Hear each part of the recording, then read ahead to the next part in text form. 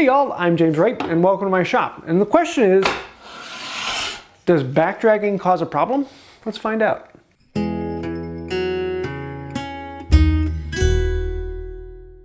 When planing a board, you push it forward, but on the return stroke, you just drag it on the board and push it forward again, or do you push it forward and then pick it up and bring it back? Most of the time, out of instinct on longer boards, when I'm planing, when I'm done with my stroke, I pick it up and I bring it back. It's just a little more efficient because I'm going a longer distance. But if I'm just doing a small board, usually I'm just going to scrub it back and forth until I get what I want. If ever I do that, I find comments as like, oh no, never backdrag the plane, it's going to ruin your iron, it's going to dull it quicker.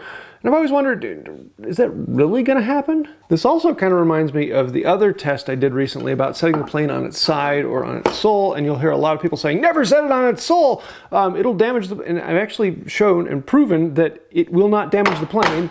To set it down on the iron, you're not going to hurt it. Unless you're working on a metal tabletop, it's not a problem to put it down. And so that made me wonder, you know, is the backdragging, is that an old myth? But it kind of makes sense. So I really want to test it because nothing is known unless you pull out a spreadsheet. So let's start this test off with a sharp iron. I'm going to be doing this test with an old Stanley iron. Stanley rule of level. If anything is going to go wrong, it's going to go wrong on this. It's a little bit softer of a steel, so it's going to dull pretty quickly. Coarse, medium, fine, wipe-a-de-burr, strop. And to start off with, this iron is 78. That's just about as sharp as you can possibly get this steel. So that's a really good setting. We're going to start with just about as sharp as possible. I'm going to do a couple more tests so we get an average, and then we'll go to town. I'm going to do one pass to make sure I'm getting about the right shaving, and then we're going to backdrag it.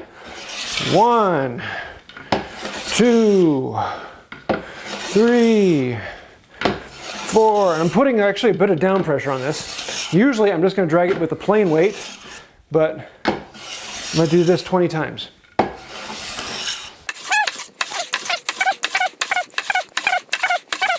And then we can take it apart and test it again.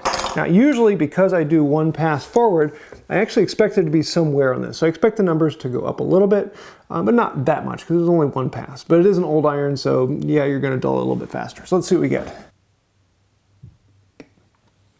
117. The number actually went up a lot more than I expected, so there might be something to this, but let's keep it going and see where we come. One pass forward, taking a good cut.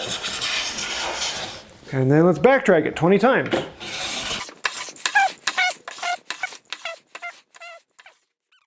And we get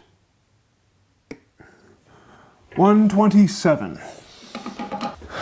So let's put it back together, taste it again.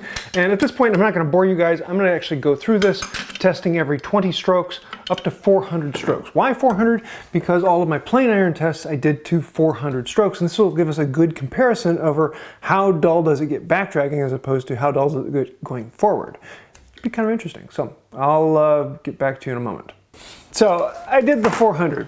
But after looking at the numbers, it made me wonder how much of it was the initial setup of that 1.5 pushes forward to get the blade exactly where it needs to be, and how much of it was the actual back dragging. So I'm going to redo this whole test, and I'm just going to do 400 backstrokes. We're going to sharpen it up, 400 backstrokes, and done. Yeah, let's get back to this. 399, 400. Let's see what the difference is. Take it out, one last test set, and then we'll go look at the spreadsheet. So, welcome to my new office. Let's actually take a look at the spreadsheet here. And this is where the fun really takes off. I was kind of surprising here, but let me go through all this. This top set up here, this is the plain iron test I did a few years ago. So this is actually seeing how much does the iron dull down after a certain amount of strokes. And I thought I did it every 20 strokes, but I did it every 40 strokes. I remember changing that. So yeah, every 40 strokes. So when we were originally starting, you can see the starting sharpness of the Stanley Sweetheart iron was in the 160s, 170 range. And that is to be expected because I was actually doing it on the work sharp rather than sharpening by hand. And so in the work sharp, I could get it to only as sharp as that particular system would take it. I can get things much sharper freehand sharpening them. But with the nice thing about the work sharp is that it was just standardized. And so I did everything on that one just to make sure that everything was sharpened the exact same way. So I was only able to get it down to about 160, whereas with freehand sharpening, I know it's a Stanley rule and level iron, so it's a slightly different iron. I couldn't find the original iron that I did this particular test on. So with the Stanley rule and level and actually freehand sharpening, I was able to get it down into the 80s range. And that's really, really good. That's about as sharp as you can get any particular steel. But the problem is with that particular steel, it fractures pretty easily, and it fractures micro edges, and you're very, very, very quickly going to dull it from incredibly sharp down to the 120, 130 range. And that is still incredibly sharp. That is great for most any smoothing you want to do. But you can see it dulled out fairly quickly from the 80s to the 170, 117 to 128, and then 30. And then it just kind of tapered out. The 130, 130, 137, 135, 140, 136, 137, 138, 139, 140, 143, 140, 141. And you can see it's progressively a little bit duller, but not that much. We're not talking a huge amount. And so it really made me wonder, well, on every one of these tests, I was doing one, maybe 1.5 pushes forward, trying to get the iron set back to the same amount. And so I did end up doing around 20 to 25, maybe 30 strokes total to get it all into place. And that really gets it close to the first step here. So I wanted to see how much of that was actually that one push forward and how much of it was the backstroking. So I did 400 strokes with just the backstroke, nothing in between, and I went from the 88 to 129. So basically, the whole backstroke for 400 was a total of about 2.5 strokes. So not that big a difference, really. Now, I'll leave all this data up there so you can go take a look at it. So this was a very simple test, and I could go a lot more into it. But surprisingly, it basically shows that backstroking doesn't do that much.